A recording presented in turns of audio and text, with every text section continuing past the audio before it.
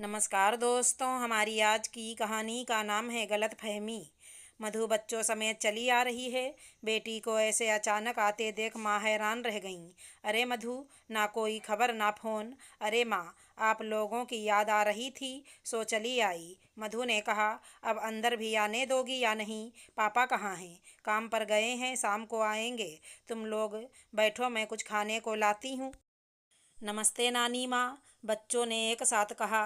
खुश रहो मेरे बच्चों, सब अच्छे तो हो? सब अच्छे हैं। आपकी याद आती है जमशेदपुर में। नाश्ता करके आपसे कहानी सुनेंगे। बच्चों ने एक साथ कहा, ठीक है, मैं नाश्ता लाती हूँ। तुम सब हाथ मुंह धो लो, नानी ने कहा। मैं भी साथ में चलती हूँ माँ। दोनों रसोई की ओर चल पड़ी। नाश्ता करके बच्चे खेल में लग गए और माँ बेटी बातों में लग गईं। हाँ तो मधु, अब बताओ कि अचानक कैसे आ गई तुम? माँ ने पूछा। मधु ने शांत स्वर में कहा, माँ, मैं हमेशा के लिए घर छोड़ आई हूँ। बच्चे कुछ नहीं जानते। माँ को जैसे सदमा लगा। कुछ देर तक तो वे पूरी तरह से मौन रह गईं। फिर थोड़ी देर के बाद जैसे होश में आई। इतनी बड़ी बात तुम इतने इत्मीनान से कैसे कह सकती हो? तुम होश में तो हो मधु? हाँ माँ, मैं होश में आ गई हूँ। जानती हो माँ, 15 साल की तपस्या के बदले तुम्हारे दामाद ने मुझे बेवफाई दी है। दफ्तर के दौरे के नाम पर वो किसी लड़की के साथ। मुझे तो बोलते हुए भी शर्म आती है, मधु ने कहा।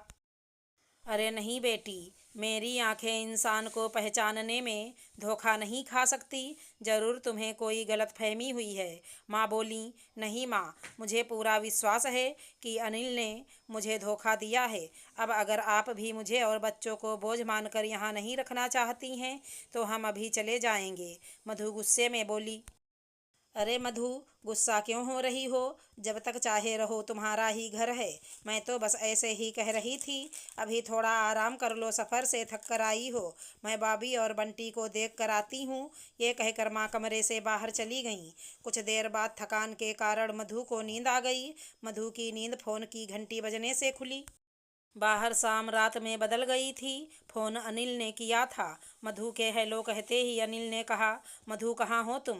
पता है कितनी देर से दरवाजे पर खड़ा आवाज़ लगा रहा था, फिर देखा तो ताला लगा हुआ है। कहाँ हो, जल्दी आओ ना।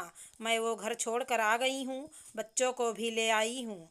अब आप आराम से अपनी ज़िंदगी जी सकते हैं। मेरी तरफ से आप आज़ाद हैं और आगे से फ़ोन करने की ज़रूरत नहीं है। मैं तो बात भी नहीं करना चाहती थी, पर बताना ज़रूरी था, कहते हुए मधु ने फ़ोन रख दिया। अनिल ने देर ना करते हुए तुरंत जमशेदपुर से रांची जाने का फ़ैसला किया। गाड़ी चलाते हुए भी उसका दिल और दिमाग मधु के बारे में ही सोच रहा था। तेज गति से गाड़ी चलाकर जल्द ही वो अपने ससुराल पहुंच गया। घर में सभी खाना खाकर सो रहे थे। घंटी बजने पर मधु के पापा ने दरवाज़ा खोला। अनिल ने पिताजी के चरण स्पर्श किए। अरे अनिल बेटा, आप आने वाले हैं? मधु ने बताया नहीं। शायद अभी तक पापा को मधु और माँ ने कुछ बताया नहीं है। अनिल ने मन ही मन सोचा। जी पापा, अचानक ही कार्यक्रम बन गया।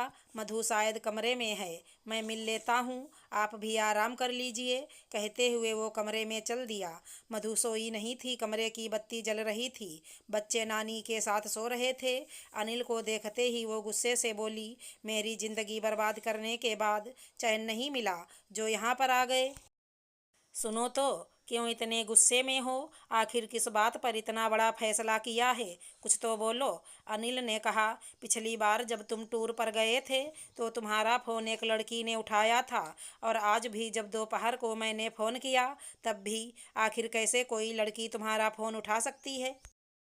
टूर का बहाना बनाकर किसी और के साथ मधु बोली। हे भगवान, इसके लिए तुम मुझे इतनी बड़ी सज़ा दे रही थी? मेरे साथ जो परेश काम करता है ना, ये उसी की शरारत है। उस रात भी उसी ने और कल भी उसी ने फ़ोन उठाया था। मुझे पहले ही बता देना चाहिए था। तुम्हें विश्वास नहीं है तो अभी बात कराता हूँ। अनिल ने फ़ोन लगाया, लाउड स्पीकर चालू किया, परेश को डांट लगाई और उससे कल जैसी आवाज़ में दोबारा बात करने के लिए कहा। मधु सुनकर हैरान रह गई। ये वैसी ही आवाज़ थी जैसी उसने पहले सुनी थी। उसकी आंखों में आंसू आ गए। अनिल ने कहा, माफ़ी मांगने की कोई ज़रूरत नहीं है। मैं तुमसे बहुत प्यार करता हूँ। और अपने जीवन में तुम्हारे अलावा किसी और की कल्पना भी नहीं कर सकता। अब कभी भी कोई बात हो पहले मुझसे पूछना, फिर कोई फैसला लेना और घर छोड़कर आने की सोचना भी मत, समझी। कहकर अनिल ने मधु को गले से लगा लिया। मधु ने भी अपने कान पकड़ लिए और आगे से शक करने से तौबा कर ली। अगर हमारी कहानी पसंद आई हो तो चैनल को लाइक शेयर सब्सक्राइब करें। राधे राधे दोस्तों।